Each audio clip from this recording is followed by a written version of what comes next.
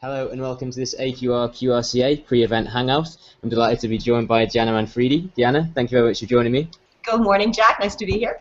Would you first of all like to give a brief introduction to yourself?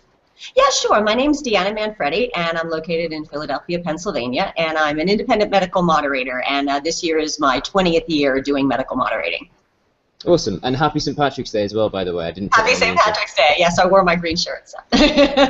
I didn't, but okay. So, first of all, I'd like to discuss, obviously we're talking about this event coming up in Budapest, and I want to know what you see as the key benefits of attending, this event are. Well, I actually attended my very first AQR, I guess it was 4 years ago now, the one that was in Prague, and that was the first time I had ventured into one of these. And what I really enjoyed about it was the content was very fresh, because I've been part of the QRCA in the States now for, I want to say, maybe 12 or 13 years.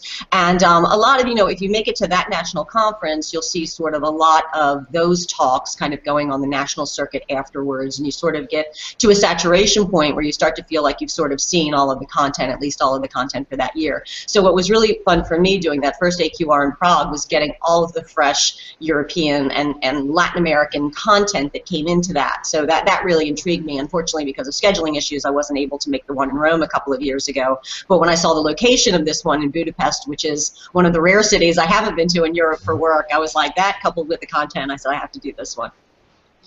Awesome, and I'm also very much looking forward to going to Budapest. It will be my first time as well, so that makes sense. So, are you telling me then that this is a good event to attend from an American perspective, to come and see some European methodologies on show? I think definitely so. I mean, that was what, for me, the content in that year I went to Prague, it was real, because, there were some American colleagues there as well presenting some content, a lot of which I had seen before in other venues in the States. So it was really fun for me to see not only new content, but content from a fresh perspective.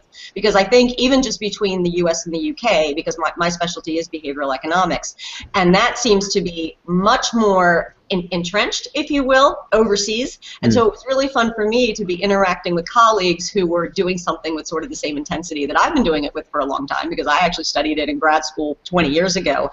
And it just very recently caught fire in the States. So it was very fun to interact with the UK colleagues over there and see how they were using it in their work. And I think that's how it's sort of coming together this year in this little sort of capsule of behavioral economics we're doing at the conference. It'll be fun because I'm the only American. I'm doing it with 2 European. So that's going to be fun. It'll be interesting to see if our approaches are different, or if we come together, or what happens.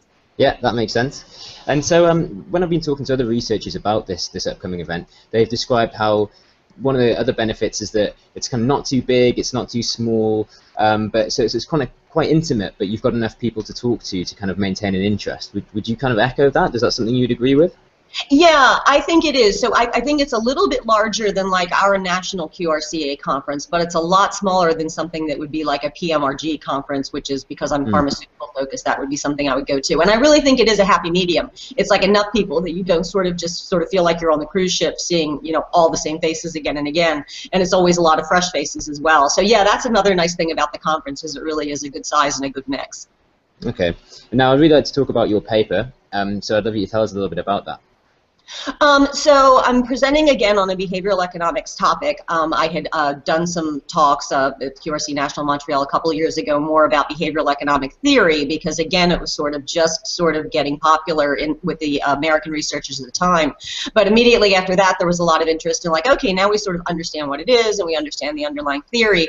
How do we use this in practice? And so that was the impetus for creating what is actually going to be a toolbox article in the upcoming edition of QRCA Views, and I turned that into a talk. And so what I'm going to be doing is I'm going to be talking about how I've been using many techniques from the behavioral economics research in the work that I do with physicians, because I do a lot of new product launches, and so that's always about creating behavioral change, because whatever treatment category you're in, physicians have a certain way that they've been doing things for a particular period of time, and then when this product comes on the market, you need to break that old behavior and get them thinking in a new mindset. And I found that many techniques of behavioral economics are very helpful in helping me do that. And so the talk's actually going to be a walkthrough, a very brief walkthrough, because I think we have like 15 minutes to do it, of how you can use some techniques in a very systematic 7-step approach to start creating that behavioral change.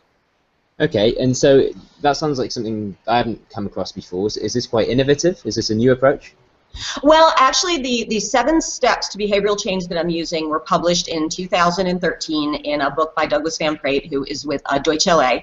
And so if you consider a year-old innovative, then yeah, this would be an innovative way of doing it. The techniques obviously have been around because these are drawn from classic behavioral economics research, which has been going on since the late 1970s. But this very structured approach to fluctuating between system 1 and system 2 in order to sort of shock system 1 into paying attention enough that system 2 then come in and weigh the data, and actually showing how that can actually lead to measurable behavioral change, I think is quite novel and quite innovative. And I think people will find it interesting because it is something that if you choose to, you can measure on the back end and actually prove that it worked. Sure, I can't wait to catch that. Sounds great. And while we're on this topic of papers, have you kind of have you caught any others that have caught your eye? Anything else that's interested you when looking at the what's coming up? Well, yeah, I mean, my eye was immediately drawn to the 2 other presenters in my group who are also presenting on applied behavioral economics. So the one is called Wake Up and Smell the Coffee, Open Your Mind to the Power of Priming and Experimentation, which sounds fantastic because I love priming effects.